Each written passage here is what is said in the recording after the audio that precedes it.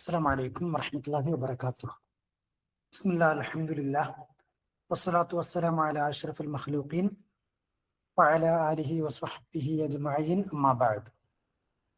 ഏറെ പ്രേം നിറഞ്ഞ focus admins, focus പുതുതായി തുടങ്ങുന്ന PSC ക്ലാസിൻ്റെ ഇനാഗുറേഷൻ പ്രോഗ്രാമിൽ പങ്കെടുക്കുന്ന പ്രിയപ്പെട്ട അധ്യാപക സുഹൃത്തുക്കളെ, നമ്മൾ ഇന്ന് ഒരു പുതിയ യാത്രക്ക് തുടക്കം കുറിക്കുകയാണ്. നിലവിൽ LP, UP, HSA പല ജില്ലകളിലും വിളിച്ചു. ആ എക്സാമുകളുടെ താൽക്കാലിക ഡേറ്റും PSC പുറത്തിറക്കി. ഏപ്രിൽ, മെയ്, ജൂൺ മാസങ്ങളിൽ എക്സാം നടത്തപ്പെടുമെന്ന് PSC നമ്മളോട് പറഞ്ഞു കഴിഞ്ഞു. ഇതുവരെ നമ്മൾ പലർക്കും പഠിക്കാൻ തുടങ്ങാനുള്ള ഒരു ബുദ്ധിമുട്ട് എക്സാം ഡേറ്റ് എന്ന് വരും എന്ന് അറിയാത്തത് കൊണ്ടായിരുന്നു. പല എക്സാമും വിളിച്ചിട്ട് PSC വിളിച്ചിട്ട് മാസങ്ങളായി. എക്സാം ഡേറ്റ് വരാത്തത് കൊണ്ട് പലർക്കും തുടങ്ങാൻ ഒരു ആവേശമില്ലായിരുന്നു. പക്ഷേ PSC കലണ്ടറിൽ, ഇപ്പോൾ വന്ന കലണ്ടറിൽ PSCയുടെ ഇതുവരെ വിളിച്ച എല്ലാ അറബിക് എക്സാമുകളുടെയും താൽക്കാലിക ഡേറ്റ് വന്നു. ഇനിയും തുടങ്ങിയിട്ടില്ലെങ്കിൽ നമുക്ക് ഈ വരുന്ന എക്സാമിൽ നമ്മളുടെ ലക്ഷ്യത്തിലെത്താൻ സാധിക്കുകയില്ല. അതുകൊണ്ട് തന്നെ എത്രയും പെട്ടെന്ന് തന്നെ കലണ്ടർ വന്ന് കുറച്ച് ദിവസങ്ങളെ കൊണ്ട് നമ്മളിപ്പോ ഇന്ന് നമ്മളുടെ ക്ലാസ് ആരംഭിക്കുകയാണ്. ഞാൻ ഈ ഒരു സമയത്ത് കൂടുതൽ ആമുഖം പറഞ്ഞ് സമയം നീട്ടുന്നില്ല. വേഗം നമ്മളുടെ സെഷനിലേക്ക് പ്രവേശിക്കേണ്ടതുണ്ട്. ഇൻഷാ അല്ലാഹ്, നമുക്കറിയാം, ഏതൊരു മത്സര പരീക്ഷയ്ക്കും പ്രത്യേകിച്ച് PSC എക്സാമുകൾക്ക് നമ്മൾ ആദ്യമായി സിലബസ് നന്നായി മനസ്സിലാക്കണം. അതിനുശേഷം മുൻകഴിഞ്ഞ ക്വസ്റ്റ്യൻ പേപ്പറൊക്കെ നോക്കി എങ്ങനെയൊക്കെയാണ് ക്വസ്റ്റ്യൻസ് വരിക എന്ന് മനസ്സിലാക്കി അതിനനുസരിച്ച് നമ്മളുടെ സ്റ്റഡി കൊണ്ടുപോകണം. പിന്നെ കമ്പൈൻ സ്റ്റഡി, ആ രൂപത്തിലായിരിക്കണം നമ്മളുടെ സ്റ്റഡി. ആ യഥാർത്ഥമായി PSCക്ക് നമ്മൾ എങ്ങനെ പഠിക്കണം, എങ്ങനെ നമ്മൾ PSC നേടിയെടുക്കണം, അതിനുള്ള ഒരു നല്ല ഒരു റൂട്ടായിരിക്കും ഇൻഷാ അല്ലാഹ് ഫോക്കസ് നിങ്ങൾക്ക് നൽകുന്നത്. കഴിഞ്ഞ ഇപ്പൊ അടുത്ത് വന്ന PSC ഇറക്കിയ റാങ്ക് ലിസ്റ്റുകൾ ഒക്കെ നിങ്ങൾക്ക് നോക്കിയാൽ അൽഹംദുലില്ലാഹ് നിങ്ങൾക്ക് കാണാൻ കഴിയും. ഫോക്കസിന്റെ പ്രിയപ്പെട്ട മെമ്പേഴ്സ്, ഫാമിലി മെമ്പേഴ്സ് ആയിരിക്കും ആ റാങ്ക് ലിസ്റ്റുകളിലൊക്കെ, അല്ലെങ്കിൽ അതിൽ ഭൂരിഭാഗത്തിലും ആദ്യ റാങ്കുകളിലും ആ റാങ്ക് ലിസ്റ്റുകൾ നിറഞ്ഞു കിടക്കുന്നതും അൽഹംദുലില്ലാഹ് ഫോക്കസിന്റെ സ്റ്റുഡൻസ് ആയിരിക്കും. അതിനൊക്കെ ഒരു കാരണം നമ്മൾ കൊടുക്കുന്ന യഥാർത്ഥമായ ഒരു റൂട്ടും അതിനനുസരിച്ച് ആ ഓരോ കാൻഡിഡേറ്റ്സിന്റെയും ഓരോ മെമ്പർമാരുടെയും നല്ല പരിശ്രമവും. അതുകൊണ്ടാണ് ഇവർക്കൊക്കെ ലക്ഷ്യത്തിലെത്താൻ ഫോക്കസിന്റെ മെമ്പർമാർ ഇത്രയും റാങ്ക് ലിസ്റ്റുകളിൽ കയറിക്കൂടാനും ജോലിയിൽ കയറിക്കൂടാനും സാധിച്ചത്. നിങ്ങൾക്കും അങ്ങനെ സാധിക്കട്ടെ എന്ന് പ്രാർത്ഥിക്കാണ്. ഖാലിദ് സാർ എന്തൊക്കെ പഠിക്കണം, ഏത് രൂപത്തിൽ പഠിക്കണം എന്ന രൂപത്തിലുള്ള നല്ല ഒരു ഓറിയന്റേഷനും നിങ്ങൾക്ക് നൽകുന്നതാണ്. സമയം ഞാൻ വേസ്റ്റ് ആക്കുന്നില്ല. അസ്സലാമു അലൈക്കും വറഹ്മത്തുള്ളാഹി. അഊദു ബില്ലാഹി ബിസ്മില്ലാഹി അൽഹംദുലില്ലാഹ്.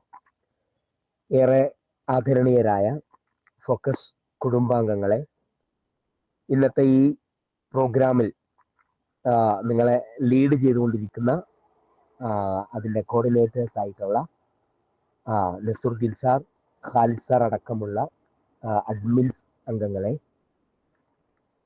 നേരത്തെ നസറുദ്ദീൻ സാർ സൂചിപ്പിച്ച പോലെ 2026 ഈ പൊൻപുലരിയിൽ കൃത്യം കൃത്യമായ ഒരു ലക്ഷ്യത്തിലേക്ക് സഞ്ചരിക്കുന്ന ഒരു ഒരു യാത്രികരാണ് നമ്മൾ. ഫോക്കസിന്റെ കഴിഞ്ഞ കാല റിസൾട്ടുകളിൽ പല വലിയ വിജയം നമ്മൾ അത് പബ്ലിഷ് ചെയ്യുകയും നിങ്ങൾ പലരും ആ രൂപത്തിൽ അതിനെ കാണുകയും ചെയ്തിട്ടുണ്ടാവും. ഫോക്കസിനെ കുറിച്ച് കൂടുതൽ പറയാൻ വേണ്ടിയിട്ടല്ല, കഴിഞ്ഞ ദിവസങ്ങളിൽ വന്ന ഫോക്കസിന്റെ വിജയങ്ങളിലൂടെ കടന്നുപോയ കുട്ടികളുടെ അഭിപ്രായവും ആ വഴിയിലേക്ക് സഞ്ചരിച്ചുകൊണ്ടിരിക്കുന്ന നിർദ്ദേശപ്രകാരവും ആണ് ഇങ്ങനെ ഒരു മീറ്റിംഗിലേക്ക് വഴിയൊരുക്കിയിട്ടുള്ളത്. PSC പരീക്ഷകൾക്ക് ആളുകളുടെ എണ്ണം കൂട്ടുക എന്നോ അതിൽ പങ്കെടുക്കുന്ന ആളുകൾക്കനുസരിച്ച് കുറെ ആളുകൾ വന്നതിന് ശേഷം ഒരു ബാച്ച് തുടങ്ങുകയോ എന്നതിൽ പ്ലാൻ ചെയ്ത് അതിനുവേണ്ടി പ്രവർത്തിക്കുന്ന ഒരു ടീമിന് കൃത്യമായി ഗൈഡ് ലൈൻ കൊടുത്ത് അവരെ ആ ലക്ഷ്യത്തിലേക്ക് എത്തിക്കുക എന്ന ലക്ഷ്യത്തോടു കൂടിയാണ്. കൂടുതൽ ആളുകളൊന്നും ഈ സമയത്തു അങ്ങനത്തെ ഒരു മാനസികാവസ്ഥയിൽ അല്ലെങ്കിലും ആ ഒരു മാനസികാവസ്ഥയിലുള്ള കുട്ടികൾക്ക് എല്ലാവിധ ഡയറക്ഷൻസും കൊടുക്കുക എന്ന ഉദ്ദേശത്തിലാണ് പ്രോഗ്രാം, ഇങ്ങനൊരു PSC ട്രെയിനിങ് പ്രോഗ്രാം ഒരു കോച്ചിങ്ങിന് പെട്ടെന്ന് തന്നെ ആരംഭിച്ചത് എന്നതാണ് ആമുഖമായിട്ട് സൂചിപ്പിക്കാനുള്ളത്. ഇങ്ങനെ മനുഷ്യന്റെ ഏറ്റവും പ്രധാനപ്പെട്ട വിജയത്തിലേക്ക് എത്തിക്കുന്ന ഏറ്റവും പ്രധാനപ്പെട്ട കണ്ടന്റ് എന്ന് പറയുന്നത്, നേരത്തെ നസീറുദ്ദീൻ സാറ് പറഞ്ഞതുപോലെ, നമ്മൾ ഏതൊരു കാര്യത്തിലേക്കാണോ നമ്മൾ പോകുന്നത് അതിന്റെ സിലബസും അതുമായി ബന്ധപ്പെട്ട പ്രീവിയസ് ക്വസ്റ്റ്യൻസും അതുമായി ബന്ധപ്പെട്ട ഒരു തിയറിറ്റിക്കലായിട്ടുള്ള എന്തെല്ലാം കാര്യങ്ങളുണ്ടോ അതൊക്കെ ആ രൂപത്തിൽ സ്വീകരിച്ചുകൊണ്ട് നമ്മൾ ആദ്യ സ്റ്റെപ്പുകൾ നമ്മൾ വെക്കേണ്ടത്. ഇൻഷാ അള്ളാ ഡീറ്റെയിൽ ആയിട്ട് ഖാലിദ് സാറ് ആ വിഷയം നിങ്ങളുമായി സംസാരിക്കുന്നുണ്ട്. എങ്ങനെയാണ്, ഏത് രൂപത്തിലാണ് അതിന്റെ പഠനം മുതൽ എല്ലാ കാര്യങ്ങളും ആ രൂപത്തിൽ, അതിന്റെ തിയറി സംബന്ധമായ കാര്യങ്ങൾ, സിലബസ് സംബന്ധമായ കാര്യങ്ങൾ, അതിന്റെ പഠന സംബന്ധമായ കാര്യങ്ങൾ തരുന്നുണ്ട്. ഇൻഷാ അള്ളാ അത് എന്റെ ഈ സംസാരത്തിന് ശേഷം നമ്മൾ അതിലേക്ക് കടന്നു പോകും. അതിന്റെ കൂടെ ഏറ്റവും കാര്യപ്രസക്തമായ ഒരു കാര്യം പറഞ്ഞു പോകാൻ വേണ്ടിയിട്ടാണ് ഞാൻ പക്ഷികളുടെ കൂട്ടത്തിലെ, അതേപോലെ തന്നെ ജീവികളുടെ കൂട്ടത്തിലെ അവരുടെ കണ്ണുകളിലൂടെയും അവരുടെ മുഖഭാവത്തിലൂടെയും അവരൊക്കെ ചെയ്യുന്ന ഫോക്കസിങ് നമുക്ക് കണ്ടെത്താൻ പറ്റും. ആ ഒരു കാര്യം മാത്രം പറഞ്ഞ് ഞാൻ അവസാനിപ്പിക്കാം. നമ്മളെ ഈ ഒരു സെന്ററിന് നമ്മൾ ഫോക്കസ് എന്നുള്ള പേരാണ് സ്വീകരിച്ചത്. പ്രത്യേകിച്ച് കാര്യങ്ങളൊന്നുമില്ല, ഫോക്കസ് എന്ന പേര് സ്വീകരിച്ചത് പ്രത്യേകിച്ച് കാര്യങ്ങളൊന്നുമില്ല. പക്ഷേ ആ ഒരു പദം പഠിപ്പിച്ചു തരുന്ന ആ ഒരു മുഖഭാവം നമുക്ക് നേടിയെടുക്കാൻ പറ്റും. അത് നമുക്ക് പലതും പഠിപ്പിച്ചു തരുന്നുണ്ട് എന്നുള്ളതാണ്. അതങ്ങനെ പറഞ്ഞാൽ ഈ ഒരു പിക്ചർ കാണുന്നത് പോലെ നമ്മളുടെ ചുറ്റുപാടുമുള്ള എന്തെല്ലാം കാര്യങ്ങളുണ്ടോ ആ കാര്യങ്ങളിൽ നിന്ന് നമുക്ക് ആവശ്യമുള്ളതിലേക്ക് നമ്മുടെ കണ്ണിനെ, നമ്മുടെ മനസ്സിനെ, നമ്മുടെ എഫേർട്ടുകളെ, നമ്മുടെ സമയ വിനിയോഗത്തെ, നമ്മുടെ സാമ്പത്തിക വിനിയോഗത്തെ, നമ്മുടെ കൂട്ടുകെട്ടിനെ, അങ്ങനെ തുടങ്ങി പലതിനെയും മാക്സിമൈസ് ചെയ്തുകൊണ്ട് ഒന്നിലേക്ക് തന്നെ ഫോക്കസ് ചെയ്യുകയും ഒന്നിലേക്ക് കേന്ദ്രീകരിക്കുകയും അതല്ലാത്തവയെ നമ്മൾ കാണാതിരിക്കുകയും ചെയ്യുക, അതല്ലാത്തവയെ മൈൻഡ് ചെയ്യാതിരിക്കുക, ആളുകൾ കുറ്റം പറയുന്നത്, ആളുകൾ സോഷ്യൽ മീഡിയയിലൂടെ പോകുന്നത്, ആളുകൾ ആളുകളുടേതായ വഴികളിലൂടെ കടന്നു പോകുന്നത്, അതിലൊന്നും നമ്മൾ മൈൻഡ് ചെയ്യാതിരിക്കുകയും ഒന്നിലേക്ക് മാത്രം മൈൻഡ് ചെയ്യുകയും ചെയ്യുക എന്നുള്ളതാണ് സത്യത്തിൽ ഈ PSCയുമായി ബന്ധപ്പെട്ടുകൊണ്ടുള്ള ഫോക്കസിങ്.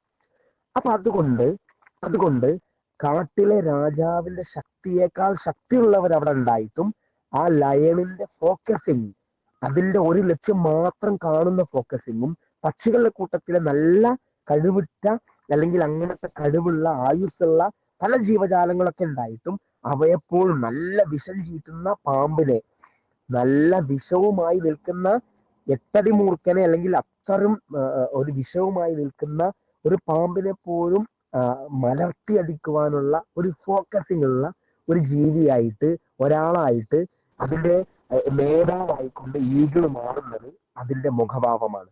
അപ്പൊ അവിടെ ആ ലയണിന്റെ ശക്തിയേക്കാൾ വലിയ ശക്തർ അവിടെ ഉണ്ടായിട്ടും ചുറ്റുമുള്ളത് ഏതിലേക്ക് നമ്മൾ ഫോക്കസ് ചെയ്യണം, എങ്ങനെ ഫോക്കസ് ചെയ്യണം എന്ന കൃത്യമായ ധാരണയോടുകൂടി വരുന്ന പരീക്ഷക്കൊരുങ്ങാൻ നിങ്ങളുണ്ടോ? ഞാൻ എൻ്റെ സംസാരം അവസാനിപ്പിക്കുകയാണ്. നിങ്ങൾ അങ്ങനെ നിങ്ങൾ ഫോക്കസ് ചെയ്തുകൊണ്ട് മുന്നോട്ട് പോകാനുണ്ടോ എങ്കിൽ നേരത്തെ കണ്ട ലിസ്റ്റുകളിൽ ഇടം പിടിച്ചിട്ടുള്ള ഫോക്കസിന്റെ റിസൾട്ടുകളിൽ നിങ്ങൾ കണ്ടിട്ടുള്ള നമ്മളെ ഗ്രൂപ്പുകളിലൊക്കെ വന്നിട്ടുള്ള അവരെക്കാൾ മുൻപന്തിയിൽ എല്ലാ അർത്ഥത്തിലും ലക്ഷ്യത്തിലെത്താൻ ഫോക്കസിന്റെ പിന്നാലെയുള്ള മനഃശാസ്ത്രപരമായിട്ടുള്ള പഠന പദ്ധതിയിലൂടെ അതോടൊപ്പമുള്ള നിങ്ങളുടെ ഫോക്കസിങ് നിങ്ങളുടെ കൃത്യമായ ഒരു ലക്ഷ്യത്തിലേക്കുള്ള യാത്ര ഒരു സംശയവുമില്ലാതെ ഒരു കടുകുമണി പോലും അത്രമാത്രം പോലും സംശയമില്ലാതെ ലക്ഷ്യത്തിലേക്ക് നയിക്കാൻ ഉതകുന്നതാണ്. അതിന്റെ റിസൾട്ടുകളാണ് കണ്ടിട്ടുള്ളത്. അതിലേക്ക് ആ ഒരു ഇനി വരുന്ന പോസ്റ്ററുകളിലേക്ക് ഇനി വരുന്ന 10-ലേറെ പരീക്ഷകളുണ്ട്. അതിൽ ചില കാറ്റഗറൈസ് ചെയ്തുകൊണ്ട് 5 കാറ്റഗറിയാണ് 10-ലേറെ സെന്ററുകളിൽ ജില്ലകളിലേക്ക് നടക്കുന്ന പരീക്ഷകളിൽ തിളങ്ങി നിൽക്കുവാൻ നിങ്ങൾക്ക് പ്രചോദനമാവുക എന്നുള്ളതാണ്. അതിലേക്ക് ചില ചിന്തകൾ പകർന്നു എന്നുള്ളത് മാത്രമാണ്. കൃത്യമായി ഫോക്കസ് ചെയ്തുകൊണ്ട് നമുക്ക് ആവശ്യമില്ലാത്തതിലൊന്നും ശ്രദ്ധിക്കാതെ അതൊന്നും മൈൻഡ് ചെയ്യാതെ യഥാർത്ഥ വഴിയിൽ സഞ്ചരിക്കാൻ നിങ്ങൾക്ക് ഫോക്കസ് നിങ്ങളെ ക്ഷണിക്കുകയാണ്. എങ്ങനെയാണ്, ഏത് രൂപത്തിലാണ്, കൂടുതൽ വിവരങ്ങളൊക്കെ ഇനി നമ്മൾ പലവേള നമ്മൾ കണ്ടുമുട്ടി നിങ്ങളെ ആ രൂപത്തിൽ നിങ്ങളെ ട്രെയിൻ ചെയ്യാനുള്ള ശ്രമം നടത്തും. നിങ്ങളുടെ വിജയ വഴിയിൽ ഞങ്ങൾ നിങ്ങൾക്ക് നിങ്ങളുടെ കൂടെ ഉണ്ടാകും. ഈ ഒരു സമയത്തിന്റെ ഏറ്റവും നമ്മൾ ഫോക്കസ് ചെയ്യുന്നത് എങ്ങനെയായിരിക്കണം ഇതിന്റെ സിലബസ്, എങ്ങനെയായിരിക്കും ഇതിന്റെ പഠന രീതി, അതൊക്കെ ഖാലിദ് സാറുടെ സംസാരത്തിലേക്ക് ആയതുകൊണ്ട് ഞാൻ കൂടുതലൊന്നും സംസാരിക്കുന്നില്ല. നിങ്ങൾ ഏതൊരു ലക്ഷ്യത്തിലേക്കാണോ ഏതൊരു കാര്യത്തിലേക്കാണോ നിങ്ങൾ നടന്നെടുക്കുന്നത് അതിൽ നിങ്ങളെ എല്ലാ അർത്ഥത്തിലും സപ്പോർട്ട് ചെയ്യാനും നിങ്ങളെ സ്കഫോൾഡ് ചെയ്യാനും നിങ്ങളെ കൈപിടിച്ച് ഉയർത്തിയ ലക്ഷ്യസ്ഥാനത്ത് എത്തിച്ചു തരാൻ എല്ലാ ശ്രമവും നമ്മൾ നടത്തിക്കൊണ്ടിരിക്കും. നിങ്ങളുടെ ആ ഒരു താല്പര്യത്തിനും നിങ്ങൾ മുന്നോട്ട് വെച്ച ഈ ഒരു പ്ലാനിങ്ങിനും നിങ്ങൾക്ക് എല്ലാവിധ നന്മയും എല്ലാവിധ ആശംസയും നേർന്ന് ഈ ചുരുങ്ങിയ സംസാരം അവിടെ അവസാനിപ്പിക്കുന്നു. ജസാക്കുമുല്ലാഹു ഖൈർ, ബാറക്കല്ലാഹു ഫീക്കും, അസ്സലാമു അലൈക്കും വറഹ്മത്തുള്ളാഹി വബറകാതുഹു. അപ്പോൾ നമുക്ക് സ്റ്റാർട്ട് ചെയ്യാം. അസ്സലാമു അലൈക്കും വറഹ്മത്തുള്ളാഹി വബറകാതുഹു. അൽഹംദുലില്ലാഹി റബ്ബിൽ ആലമീൻ വസ്സലാത്തു വസ്സലാമു അലാ അഷ്റഫിൽ മുർസലീൻ വഅലാ ആലിഹി വസ്വഹ്ബിഹി വമൻ തബിഅഹും ബിഇഹ്സാനിൻ ഇലാ യൗമിദ്ദീൻ അമ്മാ ബഅദ്. അല്ലാഹുമ്മ അല്ലിംനാ മാ യൻഫഉനാ വൻഫഅനാ ബിമാ അല്ലംതനാ വസിദ്നാ ഇൽമാ. റബ്ബി യസ്സിർ വലാ തുഅസ്സിർ വഅൻത അർഹമുർ റഹീമീൻ. റബ്ബി തമ്മിം ബിൽ ഖൈരി വസ്സഅദ. ഏറെ പ്രിയങ്കരരായ ഫോക്കസ് അക്കാഡമിയിലെ PSC പഠിതാക്കളെ, എല്ലാവർക്കും ഇന്നത്തെ ഒരു സെഷനിലേക്ക് ഹാർദമായ സ്വാഗതം. 2026 PSC ബാച്ചിന്റെ തുടക്കത്തിലാണ് നമ്മൾ ഓരോരുത്തരും ഉള്ളത്. സ്വാഭാവികമായിട്ടും ഈ ഒരു ബാച്ചിൽ ജോയിൻ ചെയ്ത ആളുകളിൽ വ്യത്യസ്ത രൂപത്തിലുള്ള ആളുകളുണ്ട്. ഓൾറെഡി നേരത്തെ PSC ഗ്രൂപ്പിൽ ഫോക്കസിന്റെ തന്നെ ബാച്ചിൽ ജോയിൻ ചെയ്ത ആളുകൾ ഉണ്ടാവും. അതുപോലെ തന്നെ ഇനി PSC ബാച്ചിലൊന്നും ജോയിൻ ചെയ്തിട്ടില്ലെങ്കിലും ഫോക്കസിന്റെ ബാച്ചിലൊന്നും ജോയിൻ ചെയ്തിട്ടില്ലെങ്കിലും സ്വന്തമായി PSC എക്സാമിന് വേണ്ടിയിട്ട് അറബിക് PSC എക്സാമിന് വേണ്ടിയിട്ട് പ്രിപ്പയർ ചെയ്തുകൊണ്ടിരിക്കുന്ന ആളുകളുണ്ട്. ചിലരെ സംബന്ധിച്ചിടത്തോളം PSCക്കായിട്ട് അങ്ങനെ പഠിച്ചിട്ടൊന്നുമില്ലെങ്കിലും കേട്ടറ്റിന് വേണ്ടിയിട്ടൊക്കെ അല്പം നോക്കിയിട്ടുണ്ട്. ഇനി ഡീറ്റെയിൽ ആയിട്ടൊന്ന് PSC എക്സാമിന് വേണ്ടിയിട്ട് പ്രിപ്പയർ ചെയ്യാം എന്ന രൂപത്തിൽ ജോയിൻ ചെയ്ത ആളുകളൊക്കെ ഉണ്ട്. ചിലരാണെങ്കിൽ നേരത്തെ PSC എക്സാമുകൾ ഒരുപാട് തവണ എഴുതിയിട്ടുണ്ട്, ലിസ്റ്റിലും വന്നിട്ടുണ്ട്. പക്ഷെ നിർഭാഗ്യവശാൽ ആദ്യ റാങ്കുകളിൽ എത്താത്തത് കൊണ്ട് തന്നെ ജോലിയിൽ പ്രവേശിക്കാൻ സാധിക്കാത്ത ആളുകളുണ്ട്.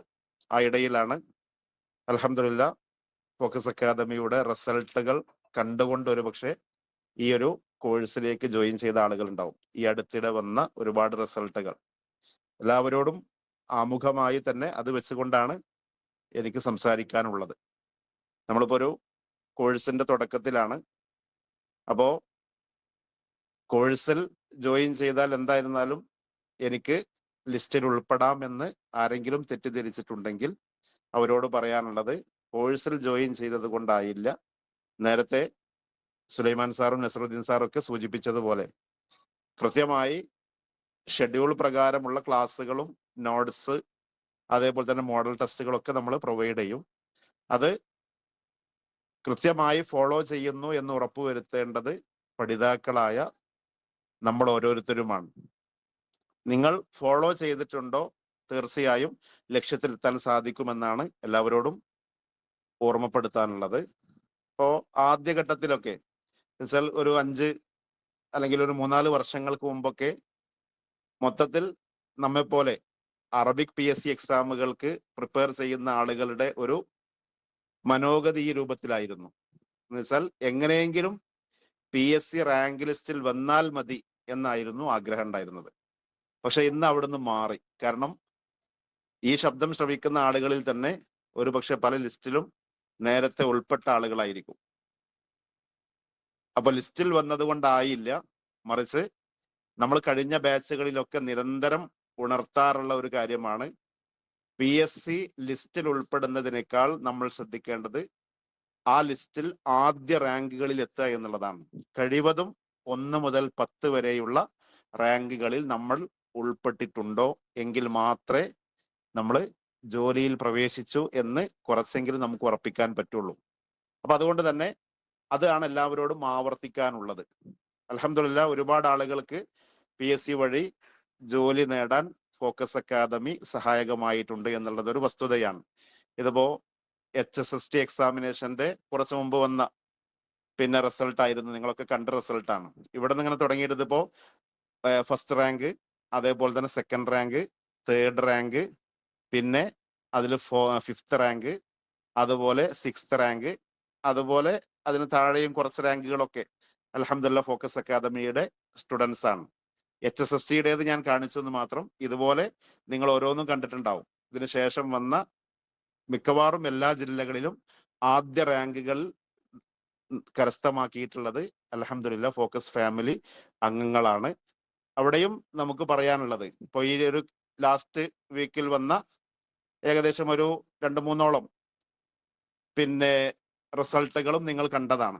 അപ്പൊ അതിലെ ആദ്യ റാങ്കുകാരിൽ അൽഹംദുലില്ലാഹ് ഫോക്കസിന്റെ പഠിതാക്കളാണുള്ളത്, ഫാമിലി അംഗങ്ങളാണുള്ളത്. വ്യത്യസ്ത റാങ്ക് ലിസ്റ്റുകളിൽ വന്ന നമ്മുടെ പഠിതാക്കളാണ്. അപ്പൊ അതില് ഞാൻ നേരത്തെ പറഞ്ഞ കാര്യം ഒന്നുകൂടി ആവർത്തിക്കാണ്. എന്ന് വെച്ചാൽ ഇതിലിപ്പോ കഴിഞ്ഞ ദിവസം റിസൾട്ട് വന്ന ഉടനെ എനിക്കൊരു അതിൽപ്പെട്ട പിന്നെ തേർഡ് റാങ്കുകാരൻ വിട്ടൊരു മെസ്സേജ് ആയിരുന്നു ഇത്. PSCയിൽ പാസ്സായാൽ മാത്രം പോരാ, എന്ന് വെച്ചാൽ ലിസ്റ്റിൽ ഉൾപ്പെട്ടാൽ മാത്രം പോരാ, ആദ്യത്തെ 10 റാങ്കുകളിൽ തന്നെ പെടണം എന്ന് നിരന്തരം ഓർമ്മിപ്പിക്കുകയും എന്തെല്ലാം പഠിക്കണം, എങ്ങനെ പഠിക്കണം എന്ന് വളരെ വ്യക്തമായി വഴി കാണിച്ചു തരികയും ചെയ്യുന്ന ഒരു അതുല്യമായ ഓൺലൈൻ പ്ലാറ്റ്ഫോമാണ് ഫോക്കസ് അക്കാദമി എന്ന് ആ പഠിതാവ് ഈ ഒരു ലിസ്റ്റിലെത്തിയ ഉടനെ അറിയിച്ച ഒരു മെസ്സേജ് നിങ്ങൾ അറിയിച്ചതാണ്. ഇതെന്തിനാ ഈ തുടക്കത്തിൽ ഓർമ്മപ്പെടുത്തുന്നത് ചോദിച്ചാൽ, ആരെങ്കിലും ഒരു പക്ഷേ ചിലപ്പോ സുഹൃത്തുക്കളിൽ നിന്നോ മറ്റോ ഒക്കെ അറിഞ്ഞുകൊണ്ട് ഫോക്കസിൽ ജോയിൻ ചെയ്താൽ എന്തായിരുന്നാലും ലിസ്റ്റിൽ ഉൾപ്പെടാം എന്ന് വിചാരിച്ച് മാത്രം നിൽക്കുന്ന ഒരവസ്ഥ ഉണ്ടെങ്കിൽ അവരോട് പറയാനുള്ളത്, ഒരിക്കലും നമ്മൾ ജോയിൻ ചെയ്തു എന്നുള്ളത് കൊണ്ട് നമ്മൾ ലിസ്റ്റിൽ ഉൾപ്പെടുകയില്ല. നിങ്ങൾക്ക് അറിയുന്ന കാര്യം തന്നെയാണ്. പക്ഷെ അത് നമ്മൾ കുറച്ച് കഴിയുമ്പോൾ നമ്മൾ മറന്നു പോകും. കാരണം തുടക്കത്തിലാവുമ്പോൾ നമുക്ക് ആവേശം ഉണ്ടാവും, എങ്ങനെയെങ്കിലുമൊക്കെ ലിസ്റ്റിൽ ഉൾപ്പെടണം എന്ന നിലയിൽ പരമാവധി നമ്മൾ ഫോളോ ചെയ്യാൻ ശ്രമിക്കും. പക്ഷെ തിരക്കുകൾ നമുക്ക് ഓരോരുത്തർക്കും ഉണ്ടാവും. ജീവിത തിരക്കുകൾക്കിടയിൽ നമ്മൾ എന്ത് ചെയ്യരുത്, ഈ ഒരു യാഥാർത്ഥ്യം നമ്മൾ മറന്നു പോകരുത്. എന്നാണോ എക്സാം നടക്കുന്നത്, ആ എക്സാം നടക്കുന്നത് വരെ നിരന്തരം നമ്മൾ ഇനി ഈ ഒരു PSC സിലബസിലുള്ള ഓരോ ഭാഗങ്ങളും പഠിക്കാൻ നമ്മൾ സമയം കണ്ടെത്തണം. അതിലിപ്പോ കൃത്യമായി സിലബസ് പ്രകാരമുള്ള ക്ലാസ്സുകൾ ലഭിക്കുന്നതോട് കൂടെ തന്നെ ആ ക്ലാസ്സുകൾ ഫോളോ ചെയ്യുന്നു എന്നും പഠിച്ച കാര്യങ്ങൾ ഏത് ഏരിയ ആയിരുന്നാലും നമ്മൾ ഒറ്റ പ്രാവശ്യം കേട്ടു അല്ലെങ്കിൽ നോട്ട് ചെയ്തു എന്നുള്ളത് കൊണ്ട് മാത്രം അത് മനസ്സിൽ നിൽക്കൂല. അല്ലെ, നമുക്കൊക്കെ അറിയുന്ന യാഥാർത്ഥ്യമാണ്.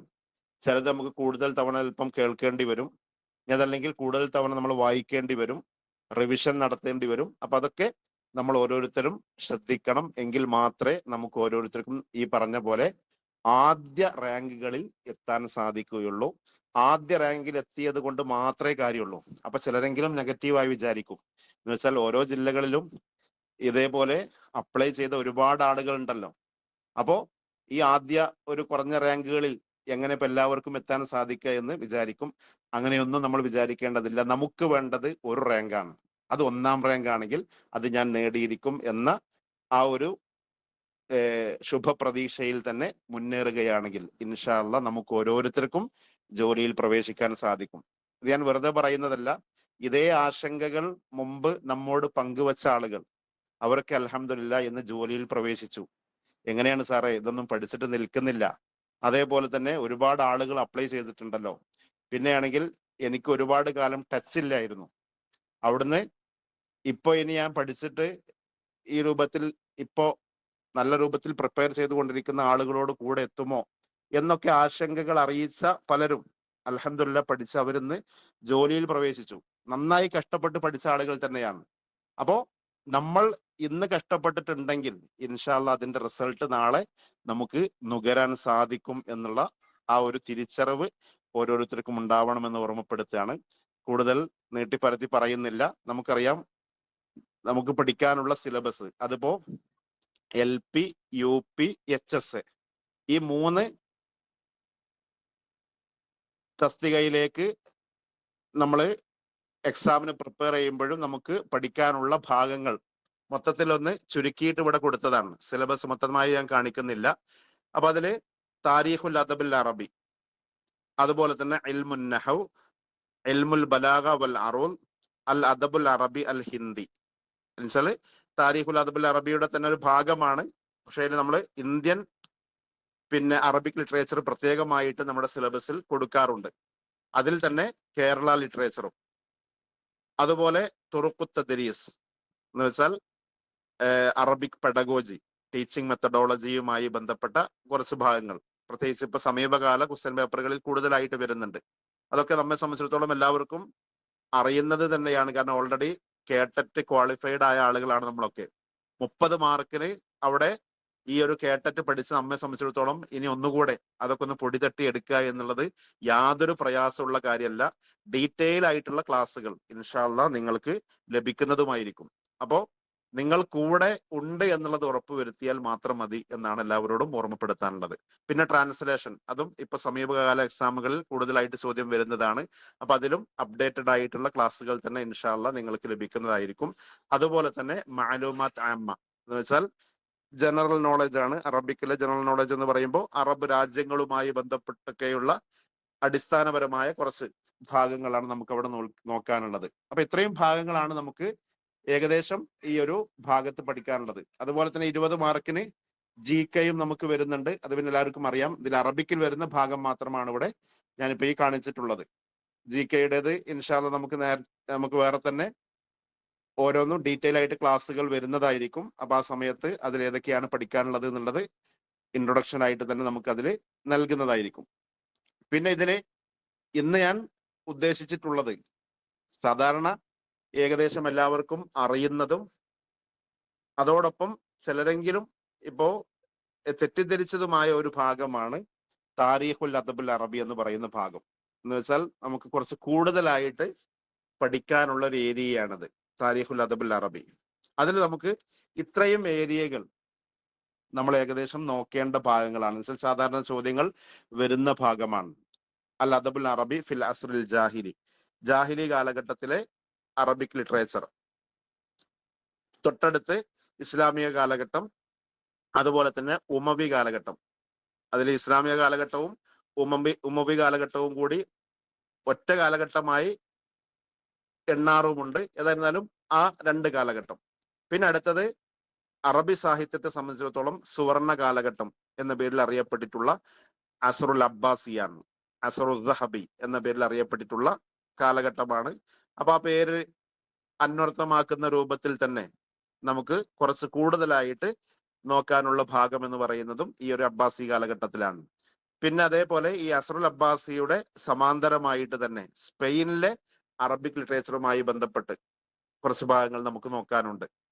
ഡീറ്റെയിൽ ആയിട്ടൊന്നും PSCക്ക് നമ്മൾ നോക്കേണ്ടതില്ല. അതിൽ പ്രധാനപ്പെട്ട കുറച്ച് കാര്യങ്ങൾ നമ്മൾ മനസ്സിലാക്കേണ്ടതുണ്ട്. അപ്പോ അതാണ് അൽ അദബുൽ അറബി ഫിൽ അസ്റിൽ ഉന്ദുലുസി എന്ന് പറയുന്ന ഭാഗത്ത് നാം നോക്കേണ്ടത്. അതുപോലെ അൽ അദബുൽ അറബി ഫിൽ അസ്റിൽ ഹദീസ്, ആധുനിക കാലഘട്ടത്തിലെ അറബിക് ലിറ്ററേച്ചർ. അപ്പൊ അതില് നെപ്പോളിയൻ ബോണപ്പാർട്ട് മിസ്റിലേക്ക് വന്നത് മുതൽ എന്ന് വെച്ചാൽ ക്രിസ്താബ്ദം 1798 മുതൽക്ക് ഇങ്ങോട്ടുള്ള അറബി സാഹിത്യത്തിന്റെ ചരിത്രം നമുക്ക് ഓൾറെഡി ഈ ഭാഗങ്ങളൊക്കെ നമുക്ക് അറിയുന്നത് തന്നെയാണ്. അപ്പൊ ആ ഭാഗങ്ങൾ ഒന്നുകൂടി ഒന്ന് ചിട്ടയായ രൂപത്തിൽ നമ്മളൊന്ന് പഠിച്ചെടുക്കുക എന്നുള്ളതാണ് ഇവിടെ വേണ്ടത്.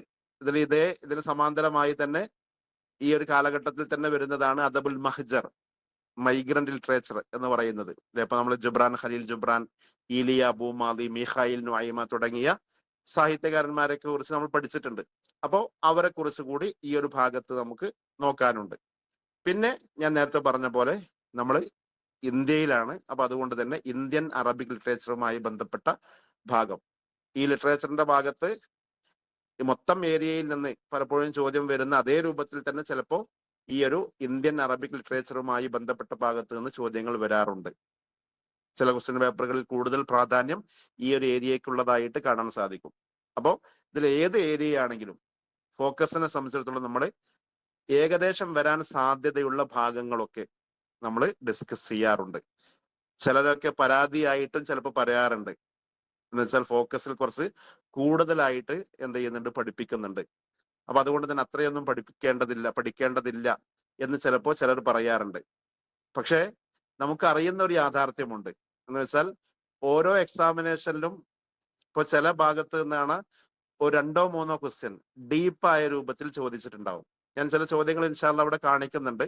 അപ്പോ അതിപ്പോ ഇന്ന എക്സാം എന്നില്ല, LP ആയാലും UP ആയാലും HSC ആയാലും അതിലൊക്കെ ചില ക്വസ്റ്റ്യൻസ് കാണാൻ ആഴത്തിലുള്ള ക്വസ്റ്റ്യൻസ് ഉണ്ടാവും. ഇപ്പൊ ഉദാഹരണമായിട്ട് നമ്മളിപ്പോ ഹാഫിദ് ഇബ്രാഹിമിനെ കുറിച്ചാണ് നമ്മൾ പഠിക്കുന്നതെങ്കിൽ നമ്മൾ ബേസിക് ആയിട്ടുള്ള കുറച്ച് വിവരങ്ങൾ സ്വാഭാവികമായിട്ടും നമ്മൾ പഠിച്ചാൽ മതിയെങ്കിൽ ഓക്കെ, നമ്മൾ അങ്ങനെ പഠിച്ചു വെക്കും. പക്ഷെ അതിനിടയിൽ കാണാൻ ചിലപ്പോൾ ചില ചോദ്യങ്ങൾ വരുന്നു. എന്ന് വെച്ചാൽ ഈ ഒരു ഹാഫിദ് ഇബ്രാഹിമിന്റെ ഇന്ന കൃതി, ആ കൃതിയുടെ വിഷയം ഏതാണ് എന്ന രൂപത്തിലുള്ള ചോദ്യം. അപ്പൊ സ്വാഭാവികമായിട്ടും അങ്ങനെ ഒരു ചോദ്യം വരുന്നുവെങ്കിൽ അപ്പൊ നമ്മൾ പറയുന്നത് എന്നാ അതുകൂടി പഠിച്ചു വെക്കണം എന്ന് പറയും. എന്നിട്ട് തൊട്ടടുത്ത എക്സാം വരുമ്പോ വേറെ ഏതെങ്കിലും റിലേറ്റഡ് ആയിട്ടുള്ള കുറച്ചുകൂടി ആഴത്തിലുള്ള ഒരു ചോദ്യം വന്നാൽ അപ്പൊ അതുകൂടി പ്രധാനപ്പെട്ട പോയിന്റ്സ് ആയിട്ട് നമ്മൾ എന്ത് ചെയ്യും, അതുകൂടി നോക്കണം എന്ന് പറയും. അപ്പോ ഒരു എക്സാമിൽ വന്നതിന് ശേഷം ഇന്നത് പ്രധാനപ്പെട്ടതാണ് എന്ന് പറഞ്ഞ് നമ്മൾ അത് പഠിച്ചു വെക്കുന്നത് കൊണ്ടായില്ല.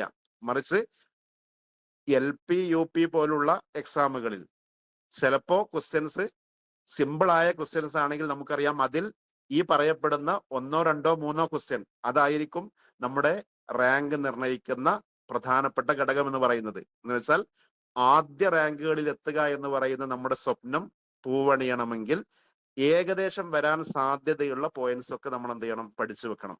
എന്ന് കരുതി നമ്മളെല്ലാം വാരി വലിച്ച് പഠിക്കണം എന്നും ഈ പറഞ്ഞതിന് അർത്ഥമില്ല. പ്രധാനപ്പെട്ട പോയിന്റ്സ് ഒക്കെ നമ്മൾ എന്ത് ചെയ്യണം, പഠിക്കണമെന്നർത്ഥം. അപ്പൊ ആ അർത്ഥത്തിൽ തന്നെ ആയിരിക്കും ഇൻഷാ അല്ലാഹ് നമ്മുടെ ക്ലാസ്സുകൾ ഉണ്ടാവുക. ഏകദേശം ചോദിക്കാൻ സാധ്യതയുണ്ട് എന്ന രൂപത്തിലുള്ള പോയിന്റ്സ് ഒക്കെ നമ്മുടെ ക്ലാസ്സുകളിൽ നിങ്ങൾക്ക് നൽകുന്നതായിരിക്കും.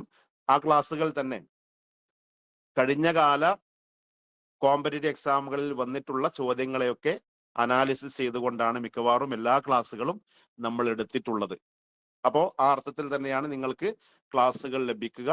ഓരോ അധ്യാപകരുടെയും ക്ലാസ്സുകളിലൂടെ നിങ്ങൾക്ക് ശരിക്കും ലഭിക്കുന്നത് പ്രീവിയസ് ഇയേഴ്സ് ക്വസ്റ്റ്യൻ പേപ്പറിന്റെ ഒരു നല്ല ഒരു അനാലിസിസും അതേപോലെ തന്നെ അതുമായി ബന്ധപ്പെട്ട ഡീറ്റെയിൽഡ് ആയിട്ടുള്ള നോട്ട്സുകളുമായിരിക്കും നിങ്ങൾക്ക് ലഭിക്കുക. പക്ഷെ ഞാൻ നേരത്തെ പറഞ്ഞ പോലെ ഏത് ലഭിച്ചത് കൊണ്ടുമായില്ല, അത് ഫോളോ ചെയ്യുന്നു എന്ന് ഉറപ്പുവരുത്തേണ്ടത് നമ്മൾ ഓരോരുത്തരുമാണ്. ഫോളോ ചെയ്തെങ്കിൽ മാത്രമേ നമുക്ക് ഓരോരുത്തർക്കും ലക്ഷ്യത്തിലെത്താൻ സാധിക്കുകയുള്ളൂ എന്നുള്ള തിരിച്ചറിവ് എല്ലാവർക്കും വേണം. അപ്പൊ ഇന്ന് നിങ്ങൾക്കുള്ള ഈ ഒരു ആവേശം ഇൻഷാ അല്ലാഹ് എക്സാം എഴുതുന്നത് വരെ നിലനിൽക്കണം എന്നാണ് എല്ലാവരോടും ഓർമ്മപ്പെടുത്താനുള്ളത്. എങ്കിൽ മാത്രമേ നമുക്ക് എന്ത് ചെയ്യാൻ പറ്റുള്ളൂ, ഞാൻ നേരത്തെ പറഞ്ഞ പോലെ PSC ലിസ്റ്റിൽ ഉൾപ്പെടില്ല, മറിച്ച് ആദ്യ റാങ്കുകളിൽ എത്താൻ സാധിക്കുകയുള്ളൂ. അങ്ങനെയുള്ളവർക്ക് മാത്രമേ ഇനി ജോലിയിൽ പ്രവേശിക്കാനും സാധിക്കുള്ളൂ. ആ ഒരു തിരിച്ചറിവ് നമുക്ക് ഓരോരുത്തർക്കും ഉണ്ടാവണം. ശരി, ഇനി നമുക്ക് കുറച്ച് ചോദ്യങ്ങൾ ഓൾറെഡി എക്സാമുകളിന് ചോദിച്ചിട്ടുള്ള ഏതാനും ചില ചോദ്യങ്ങൾ തന്നെയാണ് ഇവിടെ മിക്കവാറും ഉൾപ്പെടുത്തുന്നത്. നോക്കാം നമുക്ക്. ഇപ്പൊ കഴിഞ്ഞ വർഷം ഒരുപക്ഷെ പലരും എഴുതിയ ഒരു എക്സാം ആയിരിക്കും UP ഹൈസ്കൂൾ പിന്നെ പാർട്ട് ടൈം എക്സാമിനേഷന് ചോദിച്ച ഒരു ചോദ്യമാണിത്. മൻ ഹും ഫുഹൂൽ ഷ്വറാഇ സലാസ എന്നാണ് ഇപ്പോൾ ഇവിടെ ചോദിച്ചിട്ടുള്ളത്. സിമ്പിൾ ആയ ഒരു ചോദ്യമാണ്. നിങ്ങൾക്ക് അറിയുന്നതാണെങ്കിലും അല്ലെങ്കിലും ഒക്കെ ആൻസർ ചെയ്യാൻ ശ്രമിക്കുക. തെറ്റിയാലൊന്നും കുഴപ്പമില്ല.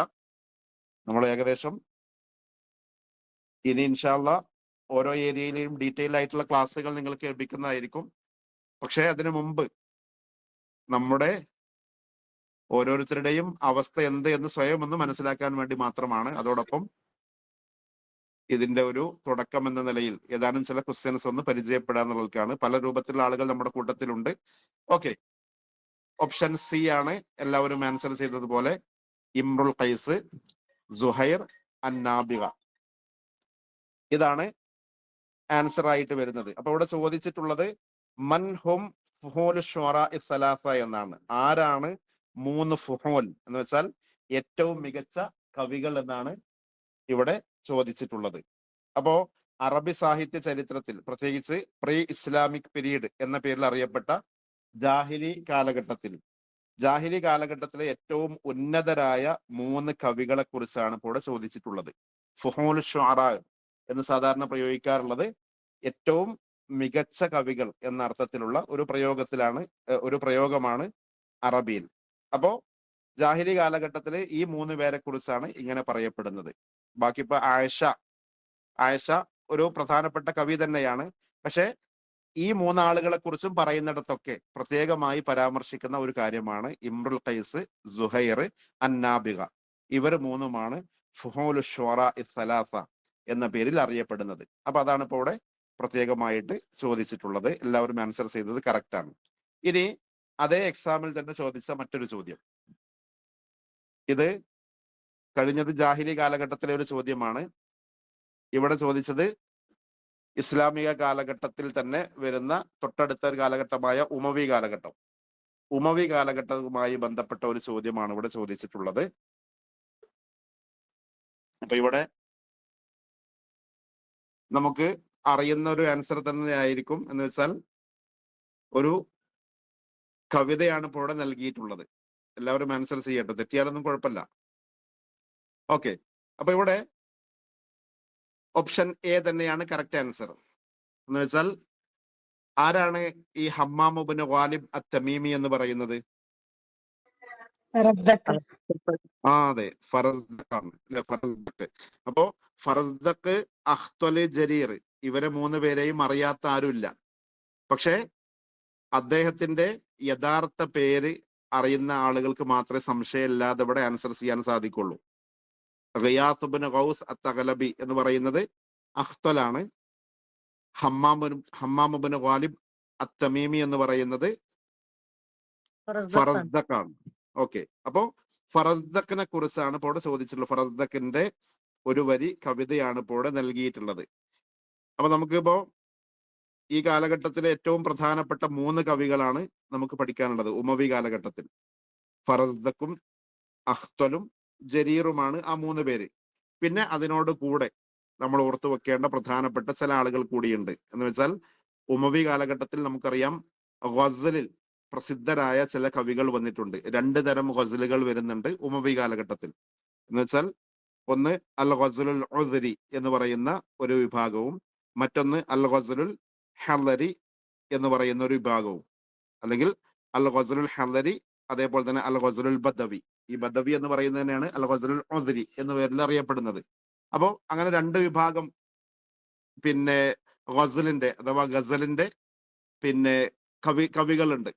അതില് ഉമർ ഇബ്നു അബി റബീഅ അതേപോലെ തന്നെ ജമീൽ ഇബ്നു മഅ്മർ, ഇവർ 2 പേരുമാണ് ഏറ്റവും പ്രധാനപ്പെട്ട ആളുകൾ. ഇനി അവരല്ലാത്ത ഏതാനും ചില കവികൾ കൂടിയുണ്ട്. അപ്പൊ അവരെ നമ്മൾ ഡീറ്റെയിൽ ആയിട്ടല്ലെങ്കിലും അവരുടെ പേരുകൾ നമ്മൾ എന്ത് ചെയ്യണം, എന്തായിരുന്നാലും നോക്കി വെക്കണം. അപ്പൊ അതൊക്കെ ഇൻഷാ അല്ലാഹ് ഡീറ്റെയിൽ ആയിട്ട് നമുക്ക് പിന്നീട് ക്ലാസ്സുകളിൽ വരുന്നതായിരിക്കും. അപ്പൊ ഇവിടെ ഫറസ്ദഖിന്റെ ഒരു വരി കവിതയാണ് ഇപ്പോൾ ഇവിടെ ചോദിച്ചിട്ടുള്ളത്. നമുക്കൊക്കെ അറിയുന്ന ഒരു കവിത കൂടിയാണിത്. എന്ന് വെച്ചാൽ ഹിഷാം ഇബ്നു അബ്ദുൽ മലിക് ഹജ്ജിന് വന്ന സന്ദർഭമാണ്. എന്ന് വെച്ചാൽ അദ്ദേഹം ഖലീഫയാണ്, ഉമവികളുടെ പ്രധാനപ്പെട്ട ഒരു ഖലീഫയാണ്. അപ്പൊ ഈ ഹിഷാം ഇബ്നു അബ്ദുൽ മലിക് ഹജ്ജിനായി മക്കയിലെത്തിയ സന്ദർഭത്തിലാണ് ഇങ്ങനെ ഒരു സംഭവം നടക്കുന്നത്. എന്ന് വെച്ചാൽ അദ്ദേഹം എന്ത് ചെയ്തു വെച്ചാൽ ഹജറുൽ അസ്വദിനെ ചുംബിക്കാൻ വേണ്ടിയിട്ട് ശ്രമിച്ചു നോക്കി. അപ്പോ സാധിക്കുന്നില്ല. നല്ല ജനത്തിരക്ക് കാരണം സാധിക്കാതെ അദ്ദേഹം എന്ത് ചെയ്തു, അല്പം മാറി നിൽക്കുന്ന സന്ദർഭത്തിലാണ് എന്ത് ചെയ്യുന്നത്, അലി റളിയല്ലാഹു അൻഹുവിന്റെ പേരക്കുട്ടിയായിട്ടുള്ള സൈനുൽ ആബിദീൻ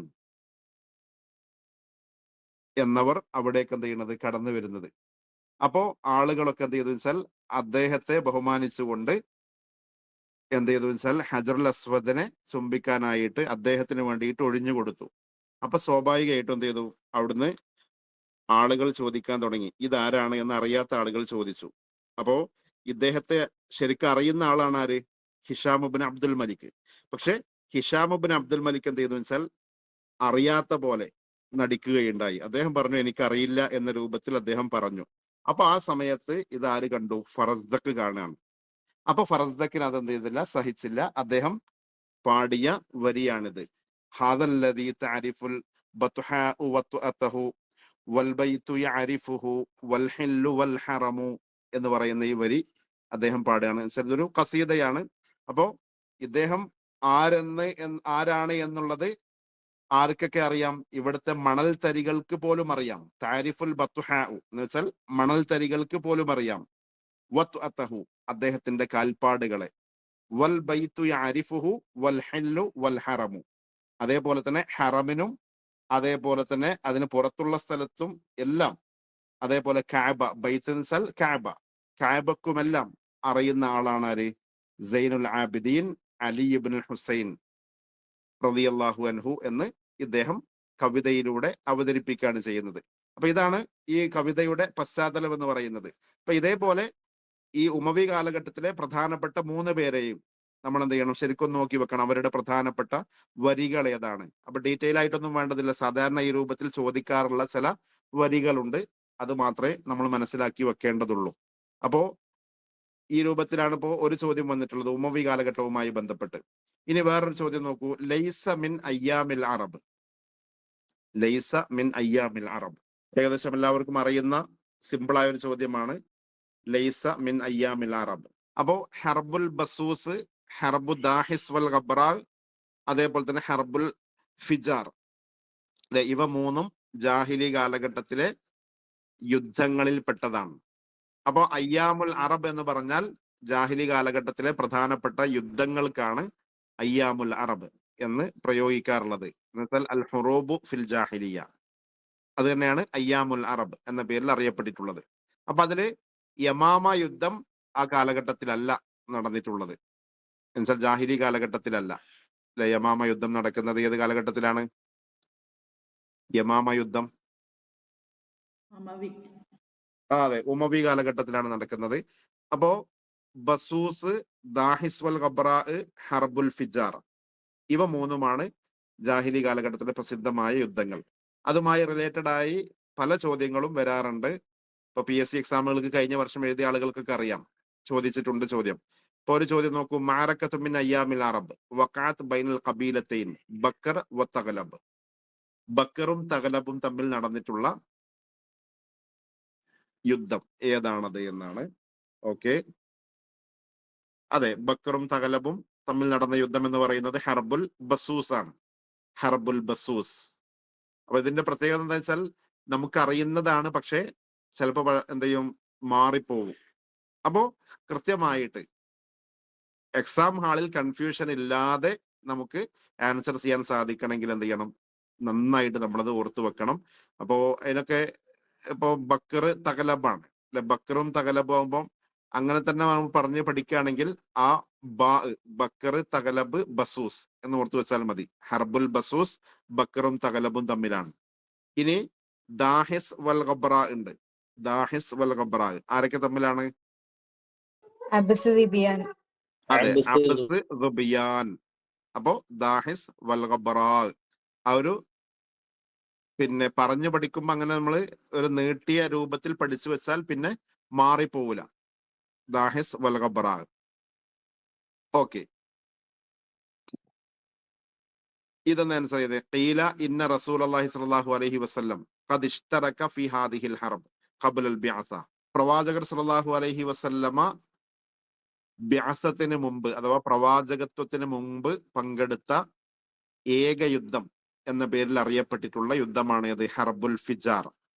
പ്രവാചകരുടെ ഏകദേശം എത്രാമത്തെ വയസ്സിലാണെന്ന് പറയപ്പെടുന്നത്? 15-ാമത്തെ. അതെ, ഏകദേശം 15 വയസ്സ് പ്രായമുള്ളപ്പോഴാണ് പ്രവാചകർ ഈ യുദ്ധത്തിൽ പങ്കെടുത്തത് എന്ന് പറയപ്പെടുന്നു. അപ്പോ ജാഹിലി കാലഘട്ടത്തിൽ പ്രവാചകർ പങ്കെടുത്ത ഏക യുദ്ധം അതാണ് ഹർബുൽ ഫിജാർ എന്ന് പറയുന്നത്. ഓക്കെ. അപ്പോ ജാഹിലി കാലഘട്ടത്തിൽ പ്രധാനമായിട്ട് നമ്മൾ ഓർത്തു വെക്കേണ്ട ഒരു 3-4 യുദ്ധങ്ങളാണുള്ളത്. സാധാരണ എപ്പോഴും ചോദിക്കുന്നത്. അതിൽ ഹർബുൽ ബസൂസ്, ബക്കറും തഗലബും തമ്മിൽ 40 വർഷക്കാലം നീണ്ടു നിന്നു എന്ന് പറയപ്പെടുന്നു. അതിലെ ബത്തുൽ ആരായിരുന്നു എന്ന് ചോദിച്ചാൽ മുഹൽഹിൽ അത്തഗലബി എന്ന് വെച്ചാൽ അദിയുബ്നു റബീഅ. അദിയുബ്നു റബീഅ എന്നാണ് അദ്ദേഹത്തിന്റെ പേര്. മുഹൽഹിൽ എന്ന പേരിലാണ് അദ്ദേഹം അറിയപ്പെട്ടിട്ടുള്ളത്. തഗലബ് ഗോത്രക്കാരനായിരുന്നു.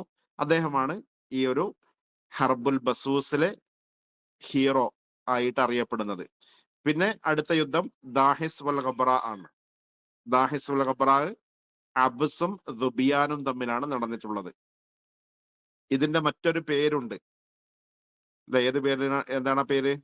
ദാഹിസ് വൽ ഖബ്രന്റെ മറ്റൊരു പേര് അതെ, ഹർബുസ് സിബാഖ് എന്നാണ്. എന്ന് വെച്ചാൽ ഇതിപ്പോ 2 കുതിരകൾ തമ്മിലുള്ള കുതിരപ്പന്തയവുമായി ബന്ധപ്പെട്ട് കുതിരപ്പന്തയം നടത്തി, 2 കുതിരകളെയും വെച്ച് കുതിരപ്പന്തയം നടത്തി പിന്നീട് അത് യുദ്ധത്തിലേക്ക് എത്തുകയാണ് ചെയ്യുന്നത്. അപ്പൊ അതുകൊണ്ട് തന്നെ മത്സരമാണ് ഈ ഒരു യുദ്ധത്തിന്റെ തുടക്കം എന്ന് പറയുന്നത്. അപ്പൊ അത് ഓർത്തു വെക്കുകയാണെങ്കിൽ ഹർബുസ് സിബാഖ് അല്ലെ, മുസാബക്ക നമുക്കറിയാം മത്സരത്തിനാണ് പറയാ. അപ്പോ അത് ഓർത്തു വെക്കാൻ സുഖാണ്. ഒരു PSC എക്സാമിന് അങ്ങനെ തന്നെ ചോദിച്ചിട്ടുണ്ട്. ഹർബുസ് സിബാഖ് എന്ന പേരിൽ അറിയപ്പെടുന്ന യുദ്ധം ഏതാണ് എന്ന രൂപത്തിൽ ചോദിച്ചിട്ടുണ്ട്. അപ്പൊ അത് അബ്സും ദുബിയാനും തമ്മിലാണ് ഈ യുദ്ധം നടന്നിട്ടുള്ളത്. അതും ഏകദേശം 40 വർഷക്കാലം നീണ്ടു നിന്നു എന്ന് പറയപ്പെടുന്നു. ഇതിലെ ഹീറോ ആരായിരുന്നു? ബത്തല്? അതെ. അപ്പോ അൻതറത്തുബ്നു ഷിദ്ദാദ് അൽ അബസി അല്ലെ, അങ്ങനെ പേര് ഓർത്ത് വെക്കുന്ന ആളുകളെ സംബന്ധിച്ചിടത്തോളം അത് പെട്ടെന്ന് കിട്ടും. കാരണം അബ്സും ദുബിയാനും തമ്മിലാണ്. അപ്പോ അൻതറ അദ്ദേഹം അബ്സ് ഗോത്രക്കാരനാണ് എന്നുള്ളത് അറിയുന്ന ആളുകളെ സംബന്ധിച്ചിടത്തോളം പെട്ടെന്ന് അത് കിട്ടും. പിന്നെ അടുത്തൊരു യുദ്ധം ഹർബുൽ ഫിജാർ ആണ്. അത് ഖുറൈശ്, കിനാന, അതേപോലെ തന്നെ ഖൈസ് ഗോത്രങ്ങളൊക്കെയാണ് ഇതിലെ പ്രധാനപ്പെട്ട പങ്കാളികൾ എന്ന് പറയുന്നത്. ഖുറൈശികളും കിനാനക്കാരും തമ്മിലാണ്. അതേപോലെ തന്നെ ഖൈസ് ഗോത്രവും ഇതിൽ പങ്കെടുത്തിട്ടുണ്ട്. പിന്നെ മറ്റൊന്ന് ഹർബു ദീഖാർ. ഹർബു ദീഖാർ എന്ന് പറയുന്നത് അറബികളും പേർഷ്യക്കാരും തമ്മിൽ നടന്നിട്ടുള്ള യുദ്ധമാണ്. അൽ അറബു വൽ ഫുർസ്. അപ്പൊ ഇതാണ് ഏറ്റവും പ്രധാനപ്പെട്ട 4 യുദ്ധങ്ങൾ എന്ന് പറയുന്നത്. എന്നുവെച്ചാൽ സാധാരണ എപ്പോഴും ചോദിക്കാറുള്ള യുദ്ധങ്ങളാണ്. അപ്പൊ ഇങ്ങനെ ഏത് ഭാഗമായിരുന്നാലും, നമ്മളിപ്പോ 2-3 ചോദ്യങ്ങൾ വന്നത് കൊണ്ട് അതൊന്ന് കാണിച്ചൊന്ന് മാത്രം. ഇതേപോലെ നമ്മൾ ഏത് ഏരിയ ആണെങ്കിലും അല്പം നല്ല രൂപത്തിൽ പഠിച്ചു വെക്കുകയാണെങ്കിൽ ഇൻഷാ അല്ലാഹ് നമുക്ക് എല്ലാം ആൻസർ ചെയ്യാൻ സാധിക്കും. ഇതിപ്പോ PSC UP അറബിക്കിന് 2017 ചോദിച്ച ചോദ്യമാണിത്. ഇനിയിപ്പോ ആൻസർ ചെയ്യാൻ പ്രയാസം ഉണ്ടാവില്ല. ഹർബുൽ ബസൂസ് എന്ന് പറയുന്നത് ഏത് കബീലകൾ തമ്മിലാണ് നടന്നിട്ടുള്ളത്? അപ്പൊ ഇവിടെ എന്താ വെച്ചാൽ ബക്കറും തഗലബും തമ്മിൽ നടന്നിട്ടുള്ള യുദ്ധം. അങ്ങനെയാണെങ്കിൽ ഇതൊന്ന് ആൻസർ ചെയ്തേ നിങ്ങൾ. ഇഖ്തർ മജ്മുഅത്ത് ശുഅറാ അൽ ജാഹിലിയീന മിനൽ ആതിയ എന്ന് വെച്ചാൽ താഴെ കുറച്ച് ശുഅറാക്കളെ നൽകിയിട്ടുണ്ട്. അതില് ജാഹിലി കാലഘട്ടത്തിലെ ശുഅറാക്കളുടെ കൂട്ടം ഏത് എന്ന് തിരഞ്ഞെടുക്കാനാണ് പറഞ്ഞിട്ടുള്ളത്. എന്ന് വെച്ചാൽ ജാഹിലി കാലഘട്ടത്തിൽ മാത്രമുള്ള കൂട്ടമാവണം. ചിലത് മിക്സഡ് ആയിട്ട് വന്നിട്ടുണ്ട്. അപ്പൊ അതിൽ ജാഹിലി കാലഘട്ടത്തേത് മാത്രമായിട്ടുള്ള ഓപ്ഷൻ ഏതാണോ അതാണ് നാം തിരഞ്ഞെടുക്കേണ്ടത്. ഇതിൽ ഏകദേശം എല്ലാവരും പ്രസിദ്ധരായ ജാഹിലി കാലഘട്ടത്തിലും അതേപോലെ തന്നെ ഉമവി കാലഘട്ടത്തിലൊക്കെ ആയിട്ടുള്ള കവികളാണ്. അപ്പൊ അതിൽ ജാഹിലി കാലഘട്ടം മാത്രമായി വരുന്ന ഓപ്ഷൻ ഏതാണെന്നാണ് ഇപ്പോൾ ചോദിച്ചിട്ടുള്ളത്. ഓക്കെ, ആൻസറുകൾ വരുന്നുണ്ട്. ഏകദേശം എല്ലാവരും ആൻസർ ചെയ്തത് ഓപ്ഷൻ A ആണ്. അപ്പൊ ഇങ്ങനെ നമ്മളിപ്പോ ഹമ്മാദുർ റാവിയെ കേൾക്കാത്ത ആരുമില്ല അല്ലെ? അപ്പൊ അതുകൊണ്ടായിരിക്കും ഹമ്മാദുർ റാവിയ ഉള്ളത് കൊണ്ട് വേഗം അവിടെ ഓപ്ഷൻ തിരഞ്ഞെടുത്തിട്ടുള്ളത്. ഇനി ഹമ്മാദുർ റാവിയ എന്ന് പറഞ്ഞ ആള് നമ്മൾ പഠിക്കുന്നുണ്ട് അല്ലെ? ഹമ്മാദുർ റാവിയ നമ്മൾ പഠിച്ചിട്ടുള്ളത് എവിടെയാണ്? മുഅല്ലഖാത്ത് ക്രോഡീകരിച്ച ആളാണ്. പക്ഷെ അദ്ദേഹം ഒരിക്കലും ജാഹിലി കാലഘട്ടക്കാരനല്ല. ഇസ്ലാമിയ കാലഘട്ടത്തിലും അല്ല, ഉമവി കാലഘട്ടത്തിലാണ് അദ്ദേഹം ജനിച്ചിട്ടുള്ളത്. പക്ഷെ അദ്ദേഹം കവിയായി അറിയപ്പെട്ടത് ശരിക്ക് അബ്ബാസി കവിയാണ്. ആര്? ഹമ്മാദുർ റാവിയ. അപ്പോ അദ്ദേഹത്തെ പേര് കാണുമ്പോഴേക്ക് നമ്മൾ ജാഹിലിയായി മനസ്സിലാക്കി കഴിഞ്ഞാൽ തെറ്റിപ്പോവും. എന്ന് വെച്ചാൽ ഓപ്ഷൻ A അല്ല ആൻസർ എന്നർത്ഥം. അപ്പൊ പിന്നെ ഏതാണ്? ഓപ്ഷൻ B ആണെങ്കിലോ? B ചിലർ ആൻസർ ചെയ്തിട്ടുണ്ട്. ബിയില് ജുന്ദുഹ് ഇബ്നു ഹുജർ. അതാരാണ് ആള്? ഇമ്രുൽ ഖൈസ് ആണ്, അത് ഓക്കെയാണ്. സുഹൈറുബിൻ അബി സൽമ ഓക്കെ. അബൂ സെയ്ദുൽ ഖുറഷി അതോ? അദ്ദേഹവും ഈ പറഞ്ഞ പോലെ തന്നെ ഹമ്മാദുർ റാബിയുടെ അതേ സമകാലികനാണ്. എന്ന് വെച്ചാൽ അദ്ദേഹത്തിന്റെ ജംഹറത്തു അഷ്ആരിൽ അറബ് എന്ന് പറയുന്ന കൃതി ഒരു പ്രധാനപ്പെട്ട സമാഹാരമാണ്. ജാഹിലി, ഉമവി, ഇസ്ലാമിക കാലഘട്ടങ്ങളിലെ കവിതകൾ സമാഹരിച്ചിട്ടുള്ള പ്രധാനപ്പെട്ട ഒരു ഗ്രന്ഥമാണത്, ജംഹറത്തു അഷ്ആരിൽ അറബ്. അപ്പൊ അദ്ദേഹവും അബ്ബാസി കവിയാണ്. അബ്ബാസി കാലഘട്ടത്തിലെ പ്രധാനപ്പെട്ട ഒരു റാവിയാണ് അദ്ദേഹം, ഹമ്മാദുർ റാവിയെ പോലെ തന്നെ. ഔസുബിൻ ഹജർ പിന്നെ ജാഹിലി കാലഘട്ടത്തിലെ കവി തന്നെയാണ്. നമ്മുടെ സുഹൈറുബിൻ അബി സുൽമയുടെ ഒരു ബന്ധുവാണ്. അദ്ദേഹം കവിത പഠിച്ചിട്ടുള്ള ആൾ കൂടിയാണ് ഔസുബിൻ ഹജർ. അപ്പൊ അബൂ സെയ്ദുൽ ഖുറശി അബ്ബാസി കവിയാണ്. ഇനി അടുത്തത് ജുന്ദുഹ് bin ഹുജർ, തൊറഫത്ത് bin Abd, ലബീദ് bin റബീഅ, കുസയ്യിർ Issa.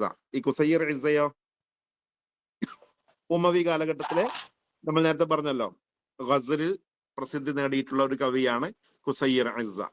അപ്പൊ അദ്ദേഹവും ജാഹിലി കവിയല്ല, മറിച്ച് അദ്ദേഹം ഉമവി കവിയാണ്. അപ്പൊ അതിന് കറക്റ്റ് ആൻസർ ഇനി വരുന്നത് ഓപ്ഷൻ ഡി ആണ്. ഓപ്ഷൻ ഡിയില് ബഷാമത്തുൽ ഖദീർ, അദ്ദേഹത്തെ കേട്ടിട്ടുണ്ടോ? ബഷാമത്തുൽ ഖദീർ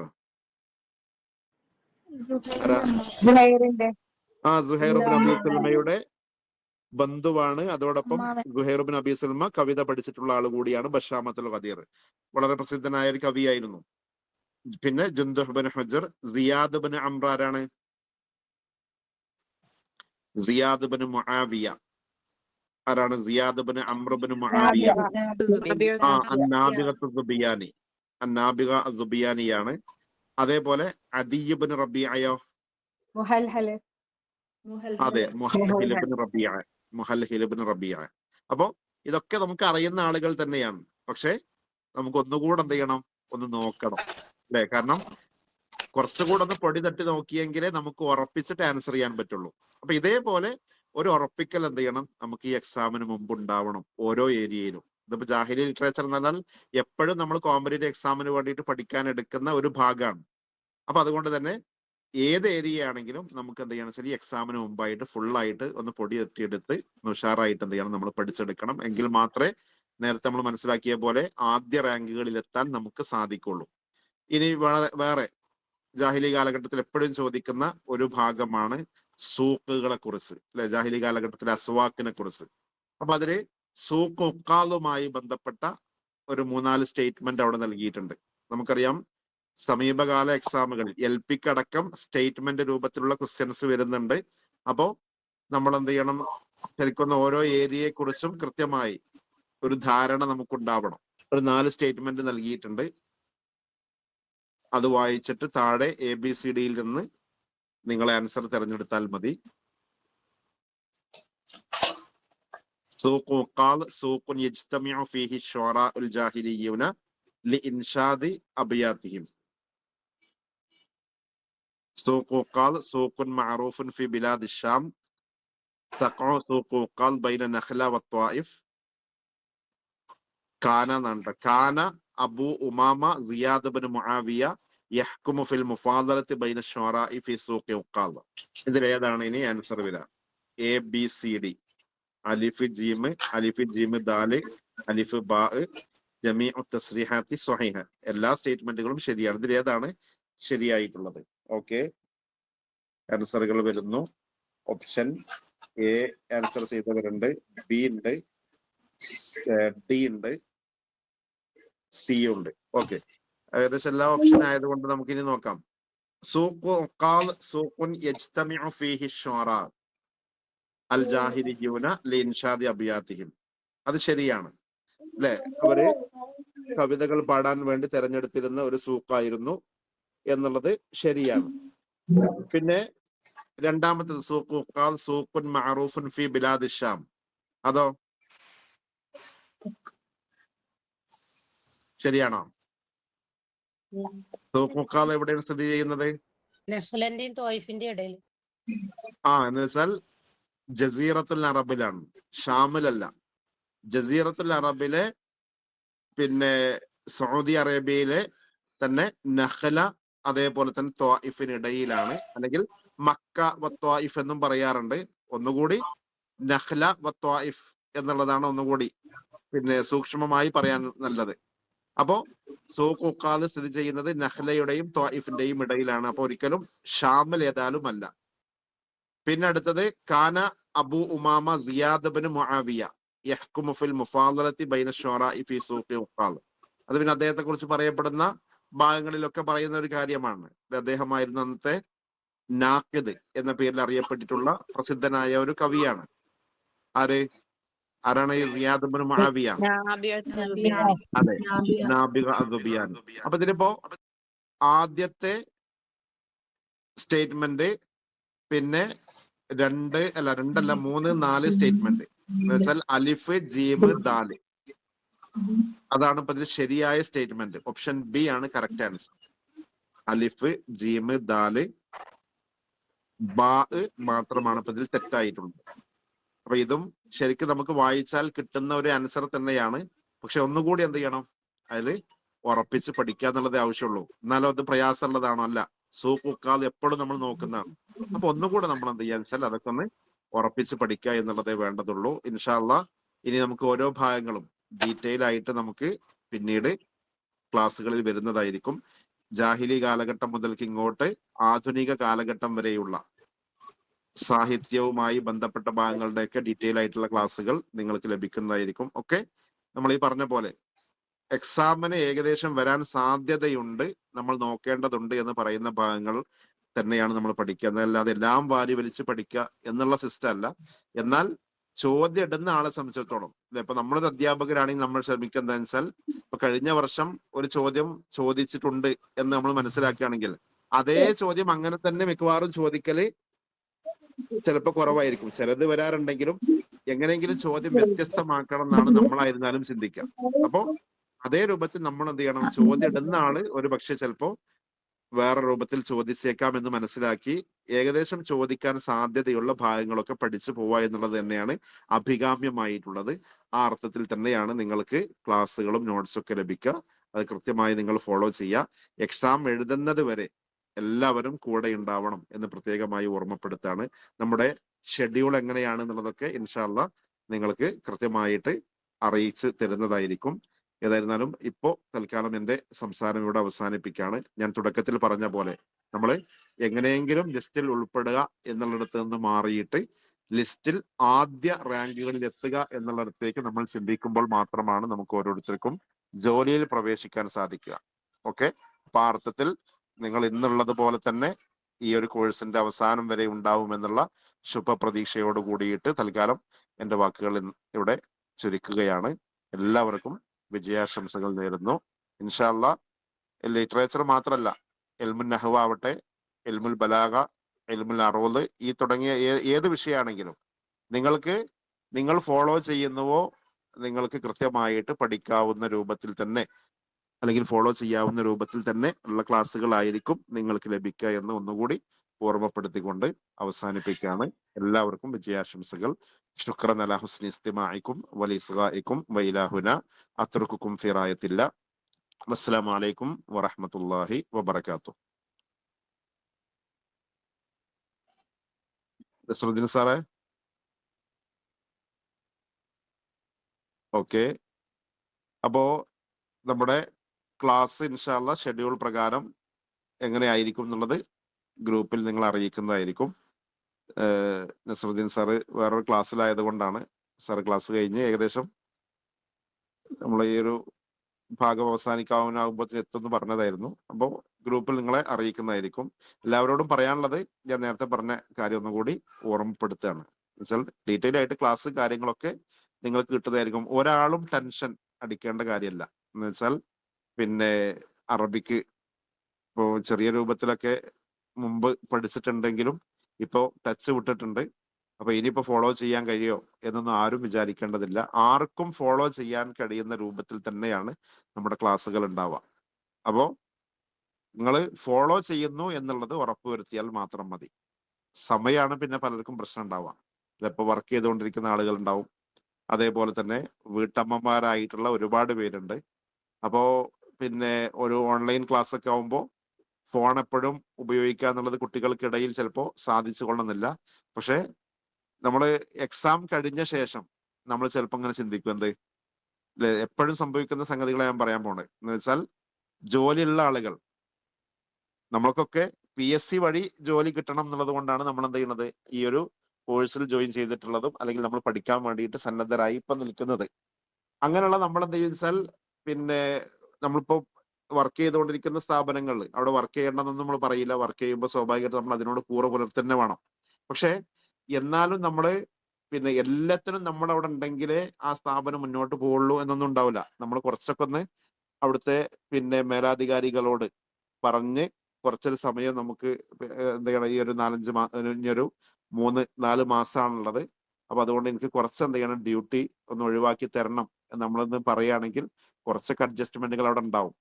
അതേപോലെ തന്നെ പിന്നെ നമുക്ക് ഇനിയിപ്പോ ഇവിടുന്ന് അങ്ങോട്ട് വേനൽക്കാലമാണ്, അപ്പൊ സ്വാഭാവികമായിട്ടും ഒരുപാട് കല്യാണങ്ങളും കാര്യങ്ങളൊക്കെ ഉണ്ടാവും. അതില് നമ്മൾ ഉണ്ടായെങ്കിൽ മാത്രമേ ഇപ്പൊ നാട്ടിൽ എല്ലാ കല്യാണം നടക്കുള്ളൂ എന്നൊന്നുമില്ല അല്ലെ. നമ്മൾ നിർബന്ധമായും പങ്കെടുക്കേണ്ട ചില കല്യാണങ്ങൾ ഉണ്ടാവും, അവിടെ നമ്മൾ എന്ത് ചെയ്യണം, പങ്കെടുക്കണം. എന്നാൽ ചിലത് ചിലപ്പോൾ നമ്മളൊന്ന് തല കാട്ടി പോന്നാൽ മതിയാവും. അപ്പൊ അങ്ങനെയുള്ളതൊക്കെ എന്ത് ചെയ്യുക, ആ രൂപത്തിൽ നമ്മൾ പങ്കെടുക്കുക. ബാക്കി പരമാവധി സമയം നമ്മൾ എന്ത് ചെയ്യണം വെച്ചാൽ പഠനത്തിന് വേണ്ടിയിട്ട് തന്നെ ഉപയോഗപ്പെടുത്തണം. എങ്കിൽ മാത്രമേ നമുക്ക് ലക്ഷ്യത്തിലെത്താൻ പറ്റുള്ളൂ. അല്ലാതെ എപ്പോഴെങ്കിലുമൊക്കെ എന്ത് ചെയ്യുക, ഏതെങ്കിലും ഒരു ക്ലാസ്സിന്റെ ചെറിയൊരു ഭാഗം ഒന്ന് കേട്ടു പോവാ, ഞാനും ഇപ്പം പഠിക്കുന്നുണ്ട് എന്ന് വിചാരിച്ചുകൊണ്ടൊന്നും ആയില്ല. കൃത്യമായി ഷെഡ്യൂൾ പ്രകാരം A to Z പഠിക്കാൻ നമ്മൾ സമയം കണ്ടെത്തിയെങ്കിൽ മാത്രമേ, ഞാൻ നേരത്തെ പറഞ്ഞ പോലെ, നമുക്ക് ആദ്യ റാങ്കിൽ എത്താൻ സാധിക്കുള്ളൂ. ഇല്ലെങ്കിൽ നമുക്കിപ്പോ എക്സാം എഴുതി കഴിഞ്ഞാൽ, അല്ലെങ്കിൽ ഇപ്പോൾ പഴയ ക്വസ്റ്റ്യൻ പേപ്പർ എടുത്ത് നോക്കി കഴിഞ്ഞാൽ കുറച്ചൊക്കെ നമ്മൾ വായിച്ചു നോക്കിയാൽ എന്താ ചോദിച്ചാൽ കുറെ ക്വസ്റ്റ്യൻസ് നമുക്ക് ആൻസർ ചെയ്യാൻ സാധിക്കും. പക്ഷെ അത് തന്നെയാണ് പലപ്പോഴും പലരെയും വഞ്ചിക്കാറുള്ളത്. എന്താ വെച്ചാൽ, നമ്മളിപ്പോ ഒരു LPയുടെ പഴയ ഒരു ക്വസ്റ്റ്യൻ പേപ്പർ എടുത്ത് നോക്കാൻ വിചാരിക്കുക. അപ്പൊ അതിൽ നമ്മളിങ്ങനെ വായിച്ചപ്പോ ആദ്യത്തെ ഒരു 10 ക്വസ്റ്റ്യൻസ് നമുക്ക് കിട്ടുന്നുണ്ട്. പിന്നെ ഇങ്ങനെ കുറച്ചിങ്ങനെ വീണ്ടും ഇങ്ങനെ പോയപ്പോ ചിലത് കിട്ടുന്നില്ല, എന്നാലോ ഇടക്കൊക്കെ ചിലതൊക്കെ കിട്ടുന്നുണ്ട്. പക്ഷെ നമ്മുടെ ശ്രദ്ധ എപ്പോഴും എന്തായിരിക്കും വെച്ചാൽ, ആ കിട്ടിയതിന് നമ്മളിങ്ങനെ സമാധാനിക്കും, അതിലിപ്പോ കുറെയൊക്കെ എളുപ്പമുള്ള ക്വസ്റ്റ്യൻസ് ആണല്ലോ, ഇതിപ്പോ ഇങ്ങനെയൊക്കെയാണ് നോക്കിയാൽ മതി എന്ന് വിചാരിക്കും. പക്ഷെ ഇപ്പോ വന്ന കട്ട് ഓഫ് മാർക്കുകൾ, ഇപ്പൊ ലാസ്റ്റ് കഴിഞ്ഞ ഏത് എക്സാമിന്റെയും കട്ട് ഓഫ് മാർക്കുകൾ പരിശോധിച്ച ആളുകൾക്ക് അറിയാം, ചെറിയ മാർക്കൊന്നും ഉണ്ടായാൽ നമ്മൾ ഒരിക്കലും എന്ത് ചെയ്യൂല, ലിസ്റ്റിൽ ഉൾപ്പെടൂല. ഇനി മാത്രമല്ല, ലിസ്റ്റിൽ ഉൾപ്പെട്ടിട്ടും കാര്യമില്ല, ആദ്യ റാങ്കിൽ എത്തണമെങ്കിൽ അത്യാവശ്യം നല്ല മാർക്ക് തന്നെ വാങ്ങണം. അപ്പൊ ആ നല്ല മാർക്ക് നമുക്ക് കിട്ടണമെങ്കിൽ, ഞാനിപ്പോ നേരത്തെ പറഞ്ഞ പോലെ കൺഫ്യൂഷൻ ഇല്ലാതെ നമുക്ക് എന്ത് ചെയ്യണം, ആൻസർ ചെയ്യാൻ സാധിക്കണം. അതിന് നിങ്ങൾ എന്ത് ചെയ്യാൻ വെച്ചാൽ നന്നായിട്ട് സമയം ഉപയോഗപ്പെടുത്തിയിട്ട് തന്നെ പഠിക്കുക. ഇനി എക്സാം വരെ നിങ്ങളുടെ മെയിൻ ഫോക്കസിങ് എന്ന് പറയുന്നത് ഈ ഒരു PSC പഠനമാക്കണം എന്നാണ് ഓർമ്മപ്പെടുത്താനുള്ളത്. നമുക്ക് മാറ്റി വെക്കാവുന്ന തിരക്കുകളൊക്കെ പരമാവധി എന്ത് ചെയ്യുക, മാറ്റി വെക്കുക. എന്നിട്ട് പഠനത്തിന് നമ്മൾ കൂടുതൽ സമയം കണ്ടെത്തുക. അതിപ്പോ നിങ്ങൾ വർക്ക് ചെയ്യുന്ന സ്ഥാപനത്തിലാണെങ്കിലും നിർബന്ധമായി നിങ്ങൾ ചെയ്യേണ്ട ഡ്യൂട്ടീസ് നിങ്ങൾ ചെയ്തിട്ട് ബാക്കി സമയം നിങ്ങൾ പഠനത്തിന് വേണ്ടിയിട്ട് കണ്ടെത്തണം എന്ന് ഓർമ്മപ്പെടുത്താണ്. അതേപോലെ ഇപ്പൊ വീട്ടമ്മമാരായിട്ടുള്ള ആളുകളാണെങ്കിൽ, നിങ്ങൾക്കിപ്പോ രാത്രി സമയത്ത് പ്രയാസം ഉണ്ടെങ്കിൽ കുറച്ച് നേരത്തെ കിടക്കാനുള്ള ഒരു സംവിധാനം കാണണം. എന്നിട്ട് നേരത്തെ എഴുന്നേറ്റ് എന്ത് ചെയ്യുക, പഠനത്തിന് വേണ്ടിയിട്ട് സമയം കണ്ടെത്തുക. അങ്ങനെ നിങ്ങൾ തന്നെ ഇനി എന്ത് ചെയ്യണം, ഒരു ഷെഡ്യൂൾ ഉണ്ടാക്കിയിട്ട് വേണം നമ്മുടെ കൂടെ സഞ്ചരിക്കാൻ എന്ന് പ്രത്യേകം ഓർമ്മപ്പെടുത്താണ്. പിന്നെ ലൈവ് ക്ലാസ്സുകൾ ഉള്ള ദിവസം നിങ്ങൾ ലൈവിൽ തന്നെ പങ്കെടുക്കാൻ ശ്രമിക്കുക.